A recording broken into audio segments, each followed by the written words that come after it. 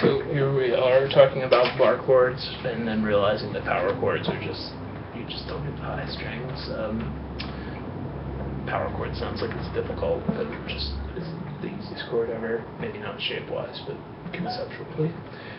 Cool, so the first thing we talked about is just like learning the names of the open strings. So please just stop and do that. E, A, D, G, B, E.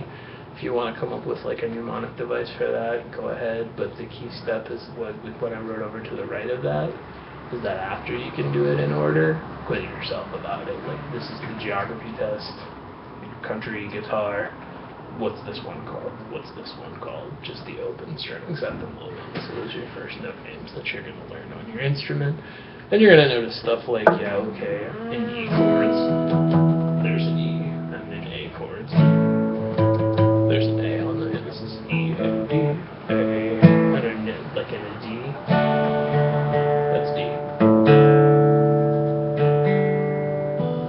There it is. Alright, awesome. So, bar chords.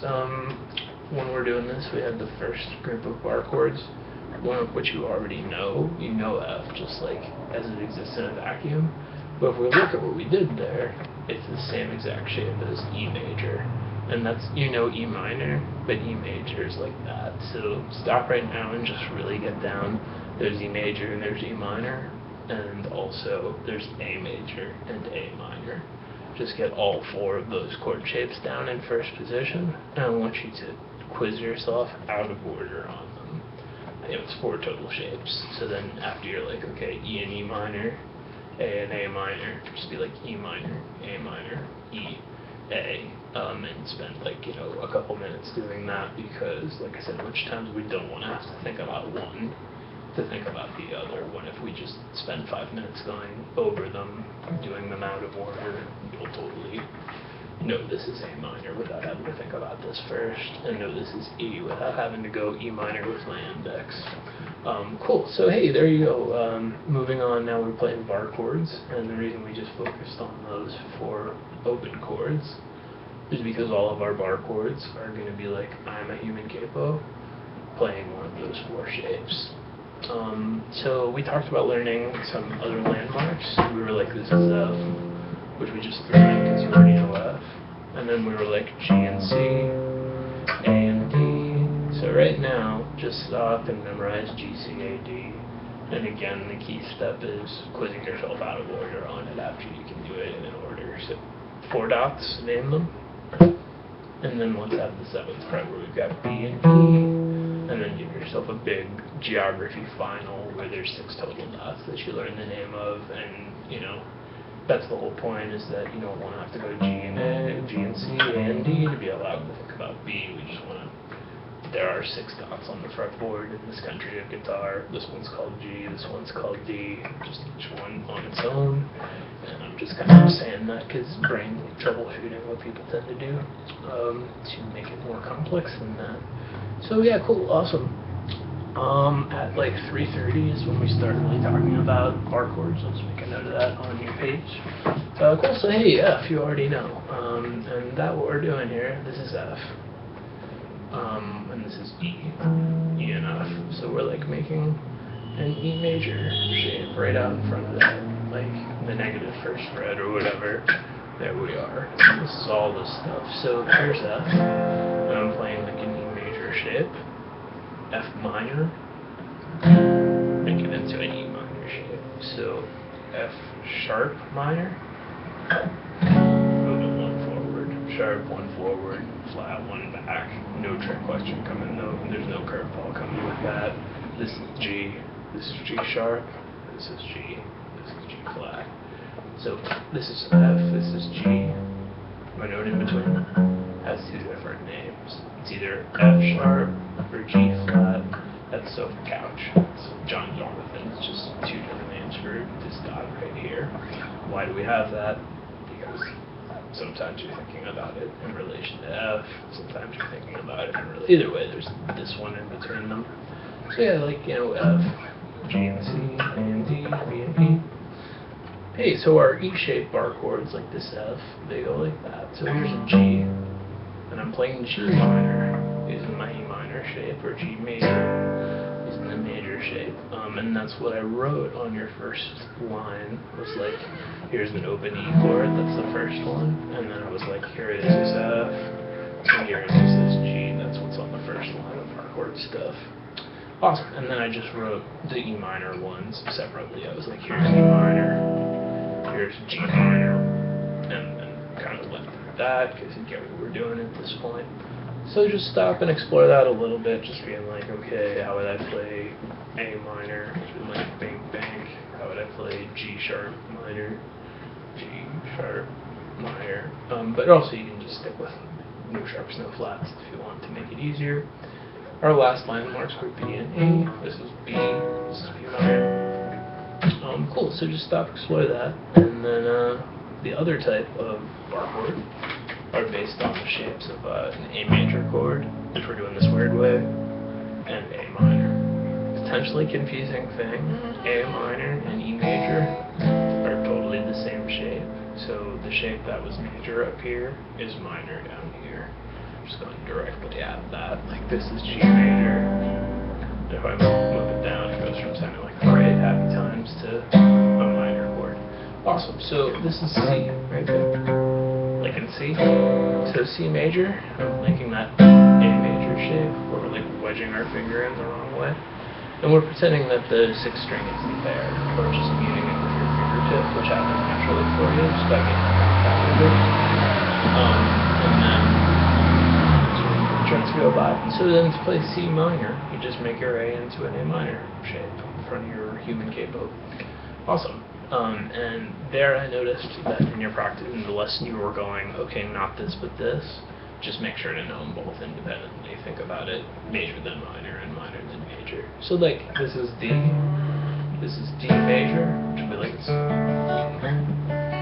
and this is D minor, D flat minor. Cool, so hey, 4 total shapes. You can play every chord everywhere with like however long it would take to reason it out. Like play E flat minor and you had an indefinite amount of time, you'd eventually be like, wait, and then you'd be, oh yeah, this one's E, and it'd be like, okay, so E flat minor shape, so this is E, like that one, so E, scoop one back. The info. So right now you're playing E minor. So exactly, totally. And flat, totally just scooch one back, sharp, scooch one up. And that is another concept, just not over intellectualized, fully goes like that. Which can bring up the interesting subject of like so anyway, cool, totally. A shaped chords, here's a D, D major, D minor, same thing as going in first position. So now you can play every chord everywhere, major and minor, check that out. And again, it's like we're doing this in an order where it all cumulative. We learn these note names first, so that when you're playing these chords, you actually know this is C rather than having to think about it or whatever.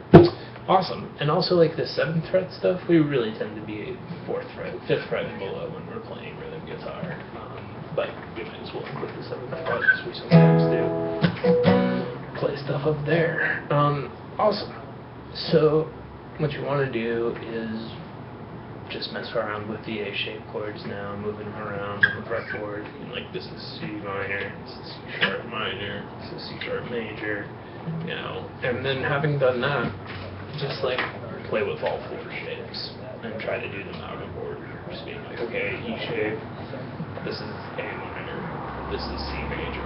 Anyway, 4 shapes, you get it. That's what's up. Just emphasizing again the doing an out of order thing rather than having to think about the first 2 to get to the next one.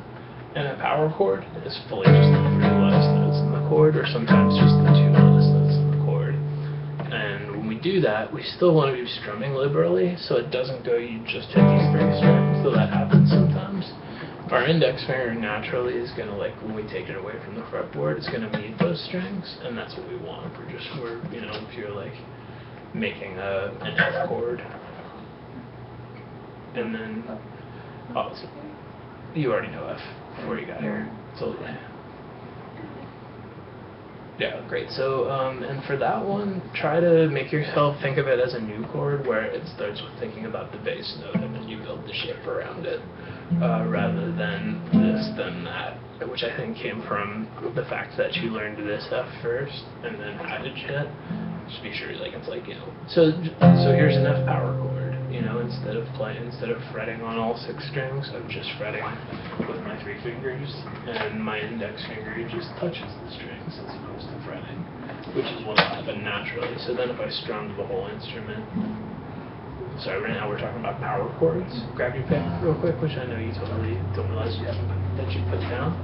So what I'm saying is we're going to strum the whole instrument when we're playing these, and you're just going to stop fretting with this part of your hand. You're only pushing down with your fingertip, so that when you strum, you get note, note, note, click, click, click, like nothing happening there. You're only fretting on these 3 strings. Like you're not barring anymore. Yeah, so exactly. So that's how we get to be able to. And it's like, you know, if you don't change your hand position and just stop pushing down with your index finger, or just push down at the tip, or however you want to think about it. That's how we get it. And it's fully just, you know, and I think not having your middle finger in there when you're thinking about these is the thing to do. Think about the E minor shape. Because it's, you know, middle finger, we're fully just going this, and then my first finger meets behind it. So like all these power chordy songs are fully just the 3 notes from those chords, and then mute, mute, mute. So I'm strumming the whole instrument, and I'm getting note, note, note from doing that. So not pushing down, but just touching the strings. And like we were talking about, power chords are colorless chords. They don't say I'm major or I'm minor. We look at these chords we were just playing. It's like, that's where it said I'm G major, or I'm G minor was on the 3rd string. So just playing power chords, it's just I'm G something, I'm C something.